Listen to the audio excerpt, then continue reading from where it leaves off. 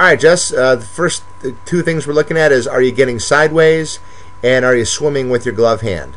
So just looking at getting sideways, we want to land at a front foot strong 45-degree angle. There you see Kat's and there you see yours, so that's fine. We want to see one hip and one shoulder. So there's your hips, there's Kat's hips, and pretty much one shoulder, and your shoulders are sideways too. So that, as far as getting sideways, you're doing that fine. You are definitely swimming with your glove hand, though. That's going to affect things, and I would guess it probably put some more strain on your throwing shoulder. So look how far you're swimming, and look at Kat. Everything's nice and line with home plate. So we need to work on not swimming with your glove hand. But as far as getting sideways, you're doing that fine. Okay, now we're going to check and see if you're nice and tall and stacked on release, and also if you're dragging on your back toe. So let's just look at Kat. She comes off the mount straight, and then she turns sideways.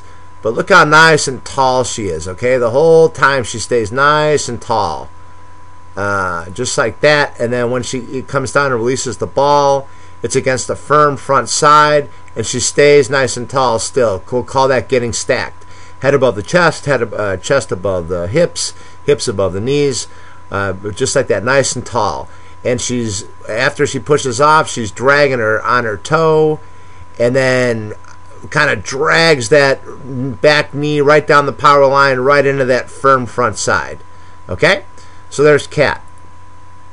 So let's take a look at you. So there we go. Now we're getting sideways. Okay, and you look at how much you're bent. If we go back to where Kat is, in that same spot, it's probably about right there. She's nice and tall. You're kind of bent like this, so we're going to want to be straighter up and down. Okay, and then when you come into your release, you can kind of see your whole body's angled to the side like that, as opposed to Kat, who's nice and vertical and stacked. So we need to work on that, and not falling off to the right or being bent like that, but being nice and tall.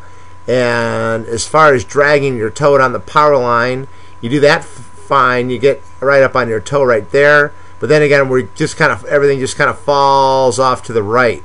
And if you just watch your back leg, how it just kind of falls off to the right like that.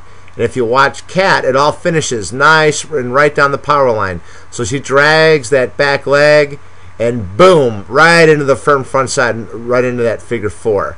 So I'm sure that adds some speed to things. So just kind of rehashing, we don't want to be so bent as we're going. What we want to see is you more straight up and down like this. So okay, we'll work on that. All right, Jess, now we're going to plot your arm circle and also check to make sure that you're staying sideways on your release and your arm is coming through before your hips. So first what we're going to do here is plot Kat Osterman's arm circle, okay? So ideally we don't want any crazy wasted movements on the arm circle or anything like that. You just want a nice, smooth, perfect arm circle. So here's Kat's. You can see that's about as good as you can get there. It's straight up, straight down, perfect arm circle. So let's plot yours, and you can see here, I'm just going to plot where the ball goes. Okay. You kind of bring it in and up and around your head, and then it has to go to the outside, and then it gets outside, then we got to bring it back in to get it on plane. So all that loopy stuff, that's all wasted movement, wasted speed, and consistency. So you're going to want to work on your arm circle. But my guess is that if we get you more straight up and down as opposed to bent, that may just correct itself just naturally. So we need to work on arm circle. And the last thing is look how Kat is still kind of sideways and straight up and down, and the arm passes right along her belly there. If you look at you right at release, your shoulders are facing home plate and your hips are facing home plate as well. You want to be a little bit more sideways on release. Your hips are coming through at the exact same time as your hand's coming through right there, and you want your hand to come through first. And you can also see that right here. I'll drag in a picture of Kat Osterman right there. You can see how she's doing it there. Her hips are coming through before, or her hand is coming through before her hips. So that's something we're going to want to work on too, not facing home plate so much on your release. So arm circle and being sideways on your release. All right, Jess, we're going to look at your arm whip, and then also how you're pushing off the mound, and seeing if you have a nice firm front side to whip your arm against. So we want a nice relaxed bend to the elbow. We don't want the arm locked, which you have there. So that's good. And then when you come down, we want the elbow to lead, and then we want to whip against a firm front side. You can see your arm's kind of straight there, but the biggest thing I see is you're kind of soft on your front side. We want that front leg to act like a brake. So you're pushing off hard, and then you put the brake on, and then you have all this momentum, and your arm can really whip behind a firm front side. And so that's how you look right at release. And here's how Cat looks, okay? See how that front leg, it's a real good firm front side. She's nice and tall, and that arm can whip right against all that resistance, okay? That's what we want. And your front side's kind of weak, and again, I can think that all kind of goes with you being bent and all that. So that's something we can definitely work on. But as far as your elbow bend, you can see, I'll drag in another picture of Cat right here.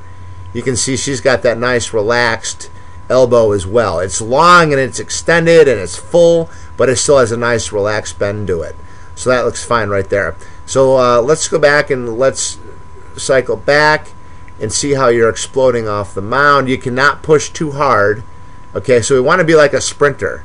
You look good there. You might maybe even push off a little harder. A sprinter would be probably looking about like this, right? A little bit, maybe a little bit more bent forward, a little bit more bent at the knee.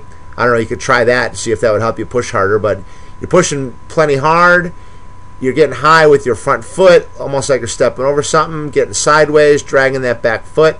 All that looks really good.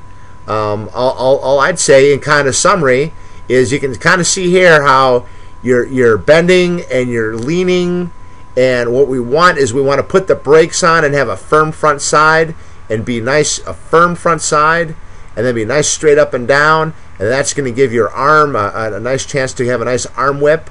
And then we need to work on not swimming with that glove hand too. So just some basic mechanics that we'll work on. That'll increase your speed, increase your consistency, and take some stress off your arm too. So it's all good.